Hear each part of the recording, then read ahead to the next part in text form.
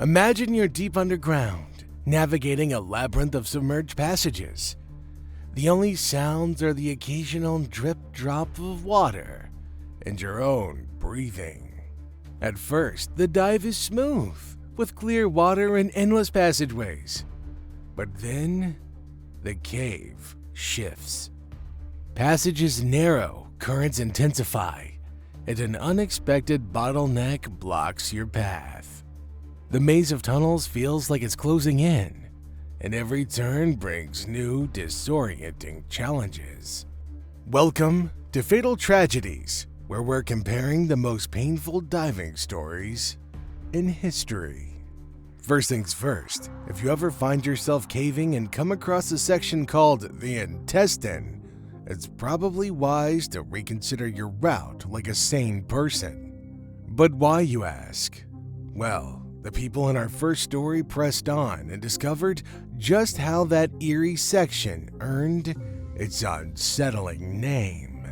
On Friday, August 19th, 2016 at 1:43 p.m., a group of Italian scuba divers was getting ready to dive into the crystal clear waters off the coast of Poino, Italy. Poino, a charming resort town located 124 miles southeast of Naples, attracts visitors from all over the world, especially those passionate about diving. The plan for the day was to explore the immersion in parete, which means submerged wall. This enormous underwater cliff, dotted with cave openings and teeming with marine life, offered an ideal diving spot. Leading the dive was Mauro Camardella, the owner of a local diving center and an experienced instructor. At 49, he spent more time in the water than out, diving almost every day. Joining him were Mauro Tancredi, his assistant instructor, and their 58-year-old friend, Silvio Anzola. While Silvio wasn't an instructor, he was an expert diver who shared Mauro's deep love for underwater exploration. Besides being famous for its stunning underwater rock formations and mysterious caves, Palinuro is also notorious for what some call the curse of Palinuro. Over the years, the town has witnessed several tragic diving accidents. In 1984, 2 underwater explorers lost their lives during a research dive. A decade later, in 1996, 3 divers from Poland perished after becoming trapped in a cave. Then, in 2012, 4 more divers were killed when the roof of the cave they were exploring collapsed. However, the group of divers on this day didn't plan to enter any caves, so they weren't concerned about the town's dark history. After all, they were simply there to enjoy the beautiful scenery beneath the waters. Once in the water, the divers marveled at the breathtaking underwater views.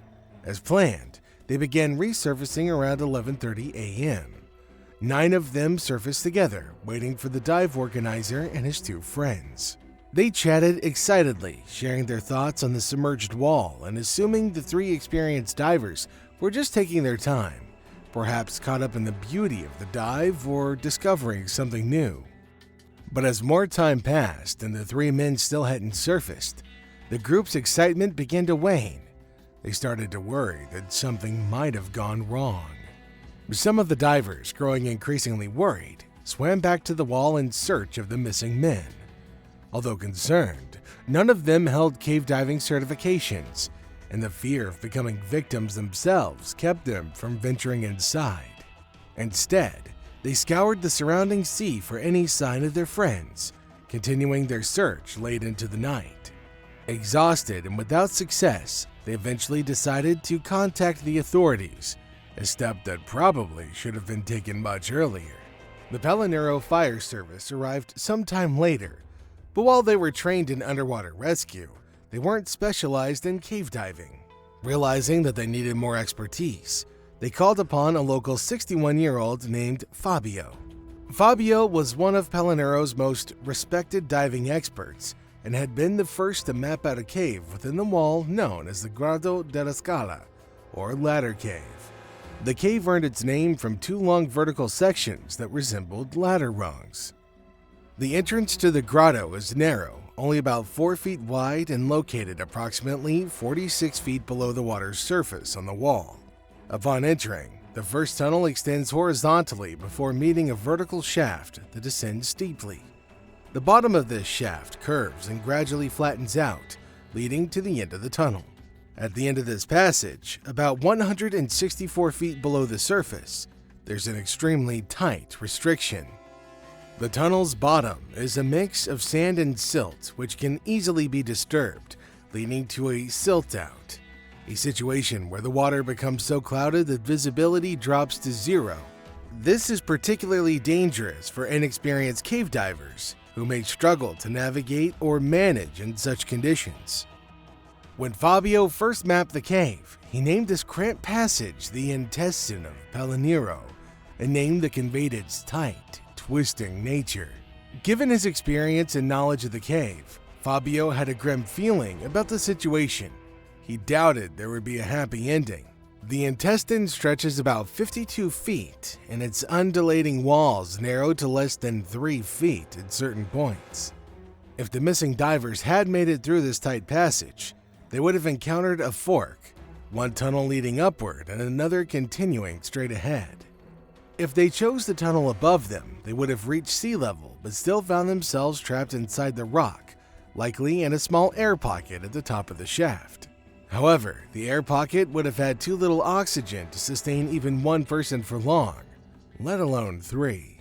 The only real hope for the divers was if they had managed to navigate through the intestine and then bypass the vertical shaft, continuing straight ahead.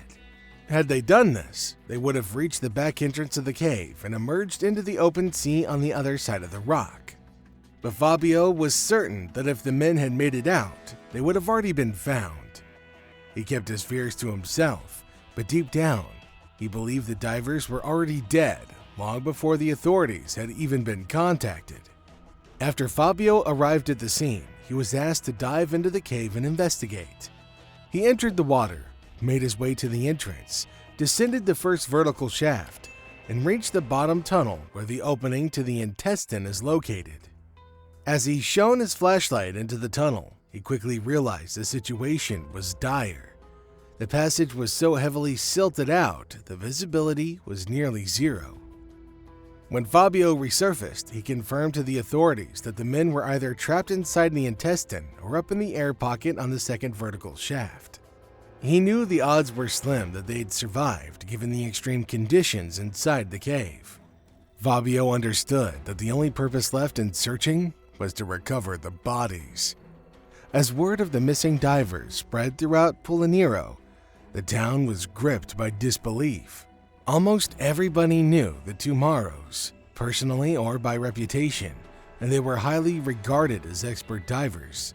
Social media was flooded with messages of love and hope, clinging to the belief that they might still come out alive, despite the bleak outlook from the start. Once enough time had passed for the silt to settle, it took the rescue divers just 4 hours to locate Camardella and Maro T. Unfortunately, both were found dead just outside the entrance of the intestine. The silt had been so thick that even though Fabio had been mere feet away during his earlier dive, he couldn't see their bodies. Later, Silvio's body was discovered inside the intestine, wedged tightly in one of the narrowest sections. The rock held him so firmly that it took an additional 6 days to free his body from the tunnel. After the recovery, an investigation was launched to determine what had happened. The official report suggests that when the group of 12 divers reached the wall, they split into 2 smaller groups to explore. It's unclear whether this was planned or a spontaneous decision, but Camardella, Maro T, and Silvio ended up entering the cave.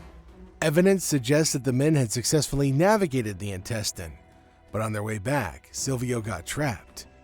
With Silvio at the rear, it seems he became stuck while the others continued unaware. As Silvio struggled, he likely caused a significant amount of silt to be stirred up, reducing visibility to near zero. Camardella and Maro T exited the cave without realizing that Silvio wasn't with them. They might have paused to check if he was lagging behind, but when he didn't appear, they entered the cave to find him.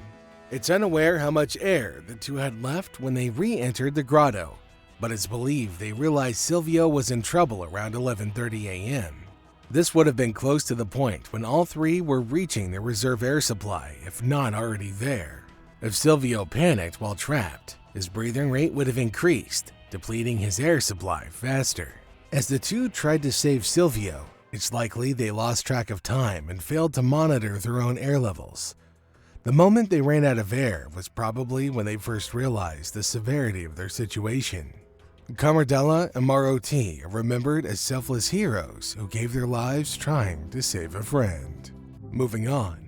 From a young age in Belgium, it was clear that Mark Slushy was destined for greatness. As a child, he was fearless, curious, and excelled in everything he set his mind to. His determination and skill were evident when, in 1988, he completed a solo swim across the English Channel, covering 55 miles in less than 11 hours. Just a few years later in 1994, he set a new high-altitude bungee jumping record, leaping from a hot air balloon 22,000 feet above the Earth's surface. By that time, Mark was also an accomplished diver. In 2011, he produced a documentary called Sharkwise after spending months observing great white sharks. In 2016, he joined an American scuba diving expedition to explore the wreck of the Andrea Doria, located 250 feet beneath the Atlantic off the coast of Massachusetts. This is just a glimpse of Mark's impressive achievements. As he grew older, Mark shifted his focus toward coaching and consulting business, but his need for adrenaline never waned. Exploring new frontiers, challenging himself, and pushing past his mental and physical limits were what fueled him. On the morning of June 28, 2018, Mark and his longtime friend and fellow diver, Laurent Richard, planned to do just that. Their destination was the mysterious Fester Cave Complex, hidden beneath the placid waters of Leucot Pond. They had permission from the landowner to dive at the site, who was a fan of Mark's work. Given Mark's reputation, securing approval was little more than a formality, as his name was respected wherever he went. Mark and Laurent were well aware of the dangers they'd face in the sprawling, largely unexplored Fester Cave Complex. Despite the risks, they were determined not to let anything spoil their experience. After gearing up, they slipped beneath the surface and made their way to the cave entrance. Mark, known for his playful nature, was joking around the whole time before they entered the water, which started to make Laurent a bit uneasy about how Mark might behave once they were inside of the cave. The dive began smoothly, and the excitement of discovering uncharted territory fueled their adrenaline. Every challenge they encountered only added to their thrill, like when Mark's gear got snagged on a sharp rock, tearing it. Fortunately, he had his backup equipment and managed to resolve the issue. However, as the initial adrenaline rush wore off, both Mark and Laurent began to tire. Before long, they reached their bailout time, the point where their air reserves were running low and it was time to turn back. Bailout time is a critical moment in any dive, marking the point of no return, with some leeway factored in for unforeseen issues during the ascent. Mark knew their dive was nearing its end, but his adventurous spirit pushed him to continue, much like the legendary explorer Jean-Claude Gouin nearly 70 years earlier. While Laurent turned and began swimming back toward the exit, Mark decided to press on, alone. Ignoring the cardinal rule of diving, never dive solo. He waved goodbye to his friend and swam in the opposite direction. He continued until he reached an astounding depth of 380 feet, venturing into the unknown, driven by his insatiable desire to explore and conquer new frontiers. Diving to a depth of 380 feet inside a cave is an extreme feat, and at such depths, air consumption increases significantly. Mark had ventured far deeper than he had initially planned. While he might have allowed himself a brief moment of satisfaction at reaching this depth, he knew he needed to return to the surface quickly. Pushing beyond safe limits could lead to dire consequences, and unfortunately, something went horribly wrong on his return trip. When Mark failed to resurface after what felt like an eternity, Laurent became increasingly concerned. Gathering additional divers, he led a rescue mission back into the cave system to search for his missing friend. The situation looked grim, though there was still a glimmer of hope that Mark was okay and that they'd all be laughing about the incident later over beer. However, as they descended, Laurent decided to film the rescue, perhaps hoping to capture Mark's eventual safe return. As the team delved deeper, they encountered disturbed silt in the water, a sign that someone had recently been there. With renewed hope, they pressed on, but Laurent became so focused on filming that he unintentionally separated from the group. The other divers continued the search, but they never found Mark. When they resurfaced after the failed rescue attempt, they made a grim realization. Laurent was also missing. Instead of just one missing diver, now there were two. A large-scale rescue operation was launched in the days following Mark and Laurent's disappearance, but after a week it was called off. It seemed like both men might remain missing forever. However, in September 2018, 2 months after the incident, Mark's body was discovered and removed from the cave. Laurent, on the other hand, proved far more elusive, and his body was never found. The exact cause of Mark's death remains unknown, but many expert divers believe that he was unqualified to attempt such a dangerous dive. Some argue that Mark was granted permission due to his fame and reputation, which ironically may have contributed to his demise, and that of his friends as well. The two could have gotten lost and run out of air, or they might have suffered from hypocapria, excessive CO2 in the blood and tissue, or hypoxia, which is insignificant oxygen levels. Speaking of dangerous dives, on the evening of January 15th, 1995, at 8:06 p.m., Frank shut his eyes and let the warm water of the shower cascade over him. As the last light of the day faded outside, his mind drifted through the day's events and what lay ahead. But suddenly, a jolt of unease pulled him from his reverie. His son, Conleth, known to everyone as Con, was due home by now. After a weekend of adventure with friends, Con should have been back. He was part of the Kevin Street Caving Club at Dublin Institute of Technology and had spent the previous day exploring challenging tunnels in a nearby cave system. Today, the plan was for a more relaxed exploration of Cradle Hole Cave, just over the border in the UK. Once they wrapped up, they would drive the 2.5 hours back to Dublin. The clock ticked on, and Frank's unease began to grow. Frank turned off the shower, and the soothing sound of running water was quickly replaced by the distant murmur of voices from downstairs. A wave of certainty hit him. His gut feeling was right. After quickly drying off and dressing, he dashed downstairs, only to find a police officer talking to his wife. The look on their faces spoke volumes. In Northern Ireland's rugged landscape, where bedrock formed sinkholes, caves, and springs, Cradle Hole stood out as the largest. Locally known as Dulleen, meaning sinkhole, Cradle Hole spans over 100 meters in length, 60 meters in width, and plunges 35 meters deep. Once a collection of smaller caves beneath the surface collapsed long ago due to the relentless erosion by the river. Thousands of years of geological activity had weakened the limestone, causing it to sink and creating a deep void.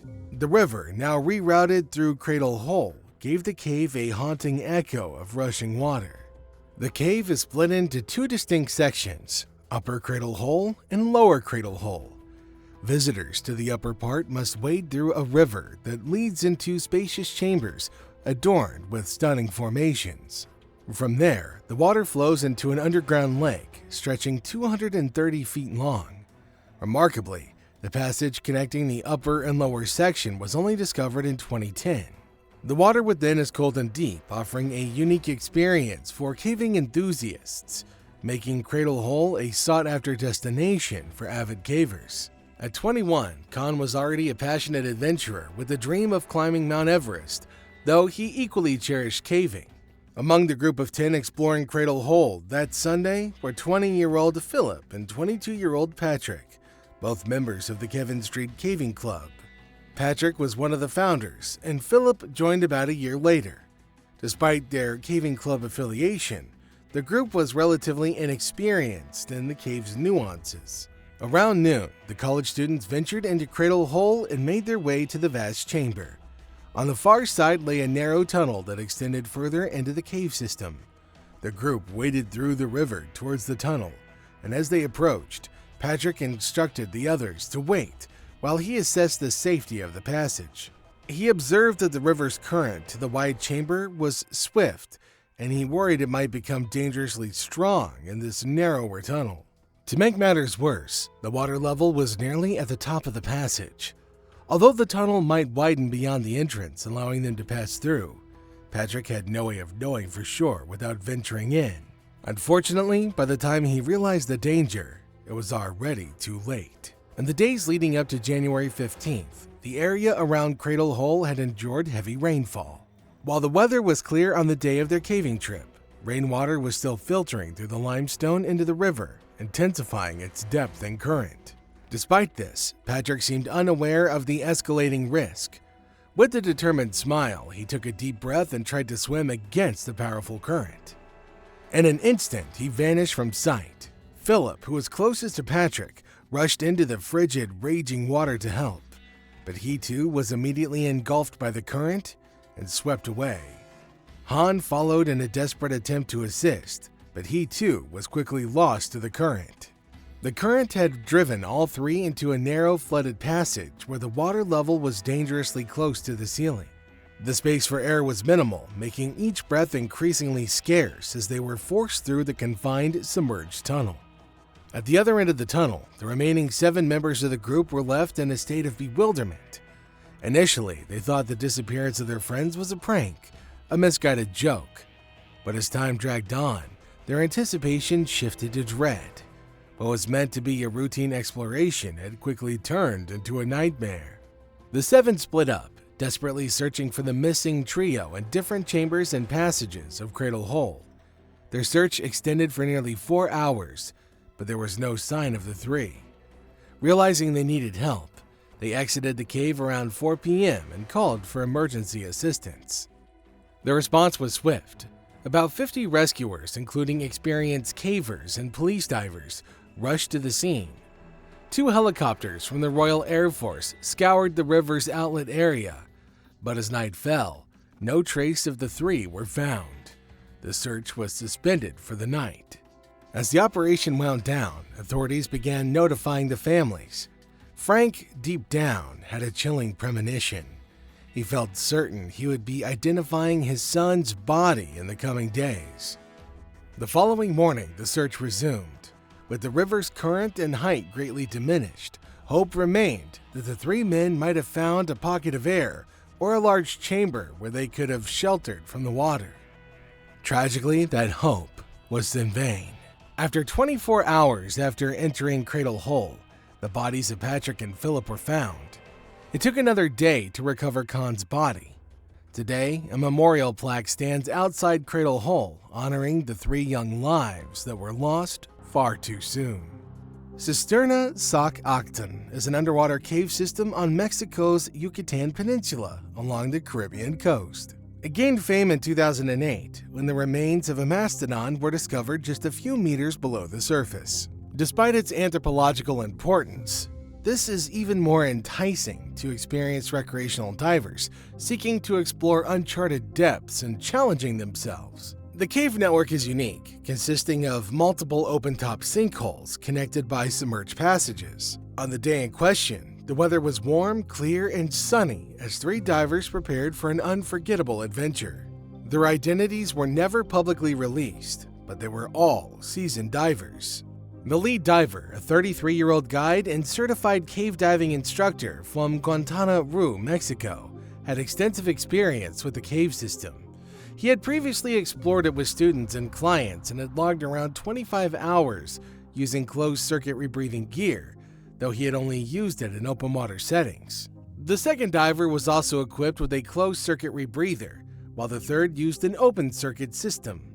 By the early afternoon, around 2:15 p.m., the men suited up, reviewed their dive plan, and double-checked their equipment, ready to embark on their dive. The divers finally entered the water and made their way into the submerged labyrinth of the tunnel system. The dive was organized into several sections, each marked with a start and end point to help them stay on track and monitor their progress. The first segment was a straightforward 30-minute swim from point 1 to point 4, ending at the impressive Cenote Unu. Along the way, they installed safety lines to guide them in case of emergency. When they reached Onu, they surfaced to catch their breath, enjoy the fresh air, and discuss their plan for the next stage of the dive. At around 2:50 p.m., they embarked on the more challenging second stage, heading towards the notoriously difficult cenote of Neres. They were caught off guard when their progress was halted by a narrow bottleneck in the passage. Their bulky gear made it impossible to pass through. The lead diver, having scraped and bruised his arms and legs on the tight passage, decided to turn back and guide the others to Nares via an alternate route. The detour was manageable and didn't disrupt their schedule. By 3:15 p.m., it seemed they had reached Nares on time. Diver 3 signaled to the group that he had reached his turn pressure. He had used 1/3 of his air supply, indicating that he needed to turn back. The plan was for Diver 3 to use another third of his air supply on the return trip, leaving the final third as a reserve in case of trouble. As Diver 3 began his return journey, Divers 1 and 2 continued forward and eventually passed point 7 on their way to point 8. They were now in a deeper and more challenging part of the cave system.